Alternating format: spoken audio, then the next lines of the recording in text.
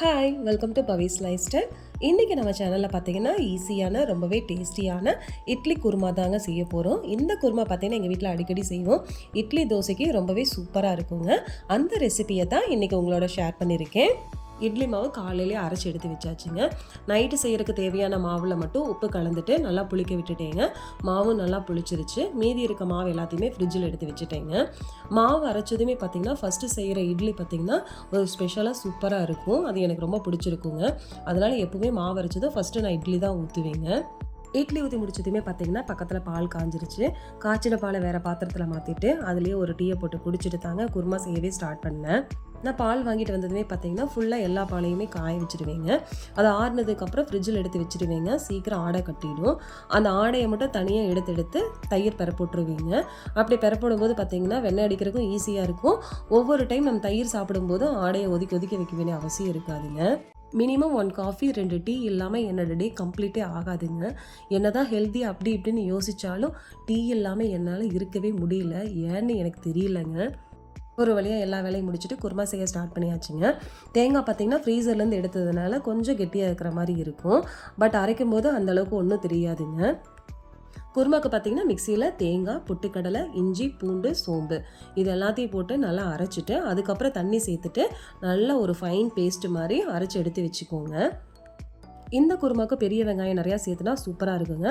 ஒவ்வொரு வாய் சாப்பிடும்போது அந்த வெங்காயத்தை கடிக்கும்போது ரொம்பவே டேஸ்ட்டாக இருக்கும். இந்த குருமாவுக்கு தாளிக்கிறதுக்கு பெரிய வெங்காயம், பச்சை மிளகாய், தக்காளி இது எல்லாமே கட் பண்ணி எடுத்து வச்சுக்கோங்க. இப்போ குருமா செய்ய ஸ்டார்ட் பண்ணிக்கலாங்க. ஒரு பாத்திரத்தை அடுப்பில் வச்சுட்டு பாத்திரம் நல்லா காஞ்சதுக்கப்புறமா எண்ணெய் சேர்த்துக்கலாங்க. எண்ணெய் காஞ்சதும் கடுகு போட்டுக்கலாம். கடுகு பொரிஞ்சதுக்கப்புறமா கட் பண்ணி வச்சுருக்க பெரிய வெங்காயத்தையும் சேர்த்துட்டு நல்லா வதக்கிக்கலாங்க. பாதி வெந்ததுக்கப்புறமா பார்த்திங்கன்னா நம்ம கட் பண்ணி வச்சுருக்க பச்சை மிளகாயும் கருவேப்பிலையும் சேர்த்துட்டு வதக்கிக்கலாங்க. இதுவும் வதங்கினதுக்கப்புறமா கட் பண்ணி வச்சுருக்க தக்காளி சேர்த்துக்கலாங்க. தக்காளி பார்த்திங்கன்னா கொஞ்சம் பெரிய பெரிய பீசஸாக போட்டிருக்கேன். அப்படி போட்டால் தான் இந்த குருமாவுக்கு நல்லா டேஸ்ட்டாக இருக்குங்க. குழம்புக்கு தேவையான அளவு உப்பு சேர்த்துட்டு அரைச்சி வச்சுருக்க பேஸ்ட்டு, தேவையான அளவு தண்ணி எல்லாத்தையும் சேர்த்துட்டு நல்லா கலந்து விட்டுட்டு கொதிக்க விடணுங்க. குருமா பார்த்திங்கன்னா ஃபஸ்ட்டு தண்ணியாக இருக்கிற மாதிரி இருக்கும். பொட்டுக்கடலை அரைச்சி ஊற்றிக்கிறனால நல்லா கொதிக்க பார்த்திங்கன்னா கெட்டி ஆகிடுங்க.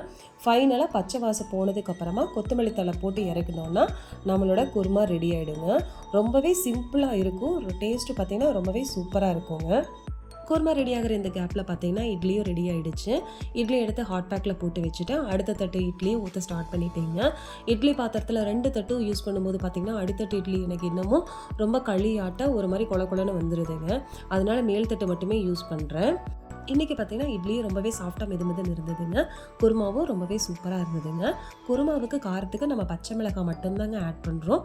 உங்களுக்கு காரம் அதிகமாக வேணும்னா பச்சை மிளகாயை சேர்த்து போட்டுக்கோங்க. வேறு ஏதாவது பொடி போட்டோன்னா நம்மளோட குருமாவோட டேஸ்ட்டு வேறு மாதிரி இருக்கும். நீங்கள் அதுக்கு தகுந்த மாதிரி பார்த்துக்கோங்க. இந்த குருமா பார்த்திங்கன்னா இட்லி தோசைக்கு ரொம்பவே சூப்பராக இருக்குங்க.